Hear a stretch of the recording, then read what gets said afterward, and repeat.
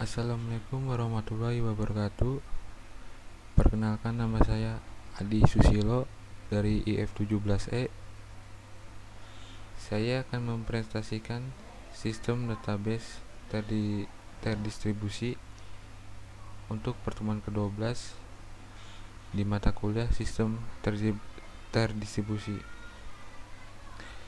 Pengertian database terdistribusi. Database terdistribusi adalah kumpulan data yang digunakan bersama-sama dan memiliki hubungan logis fisik tersebar di jaringan komputer. Distribusi DBMS adalah perangkat lunak sistem yang mengatur basis data terdistribusi dan membuat distribusi data secara transparan. DBMS memiliki satu database logis dibagi menjadi beberapa fragmen, di mana setiap fragmen disimpan pada satu atau lebih komputer di bawah kendali DBMS terpisah.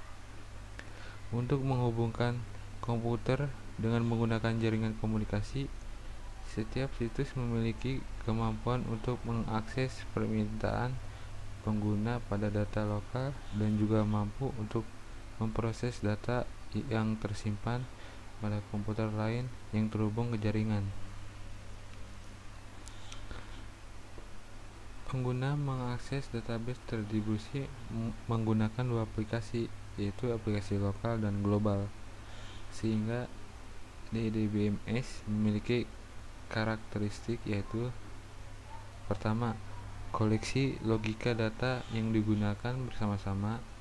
2. Data ini dibagi menjadi beberapa fragmen. 3. Fragmen mungkin memiliki salinan (replika). 4. Fragmen atau replika yang dialokasikan untuk digunakan. 5. Setiap situs yang terkait dengan jaringan komunikasi. 6. Data di setiap situs di bawah pengawasan DBMS.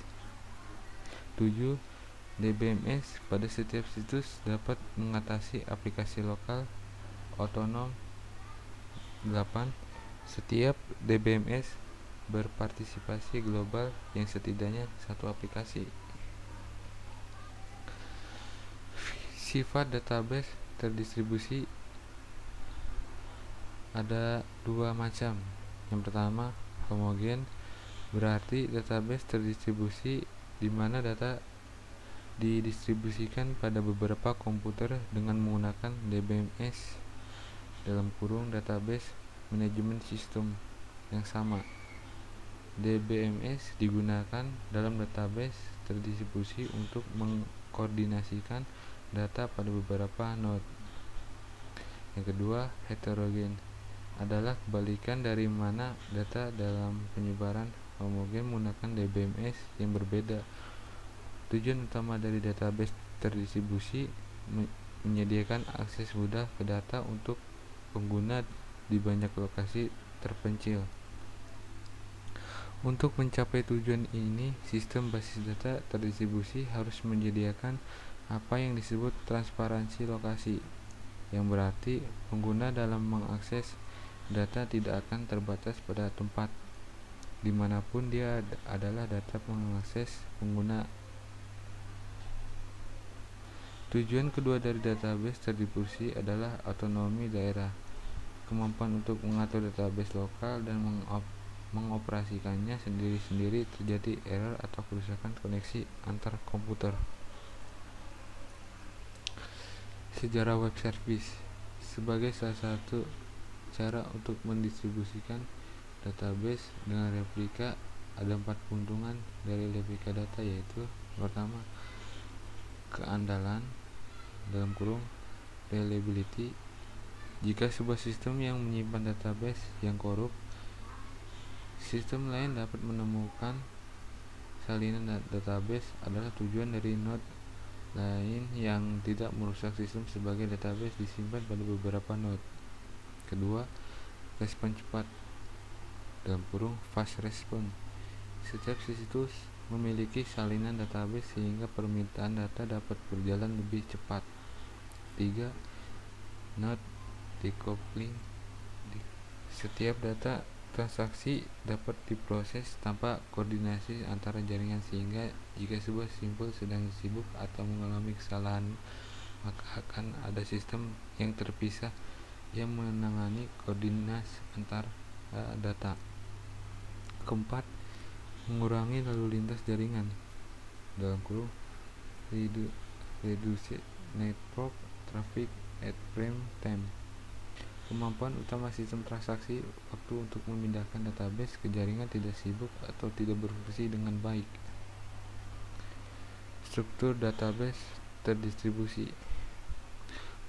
Pertama, kumpulkan data yang digunakan bersama secara logik tersebar pada sejumlah komputer yang berbeda. Kedua, komputer yang dihubungkan menggunakan jaringan komunikasi. Ketiga, data pada masing-masing situs dapat menangani aplikasi-aplikasi lokal secara otonom. Keempat, data pada masing-masing situs di bawah kendali satu sistem manajemen database. Kelima, masing-masing DBMS berpartisipasi dalam sedikitnya satu aplikasi global. Ciri-ciri database terdistribusi. Pertama, data disimpan di sejumlah tempat. Kedua, prosesor pada tempat yang berbeda tersebut dihubungkan dengan jaringan komputer. 3. Sistem basis data terdistribusi bukan terdiri dari kumpulan file yang berada pada berbagai tempat, tetapi pada sebuah basis data di berbagai tempat. Keempat, setiap tempat secara mandiri memproses permintaan user yang membutuhkan akses ke data di tempat tersebut dan juga mampu untuk memproses data yang tersimpan di tempat lain. Kelebihan database terdistribusi. Kelebihan yang disediakan oleh sistem basis data terdistribusi yaitu: pertama, manajemen data yang transparan. Kedua, mengacu pada struktur organisasi. Tiga, meningkat menjadi saham dan otonomi lokal.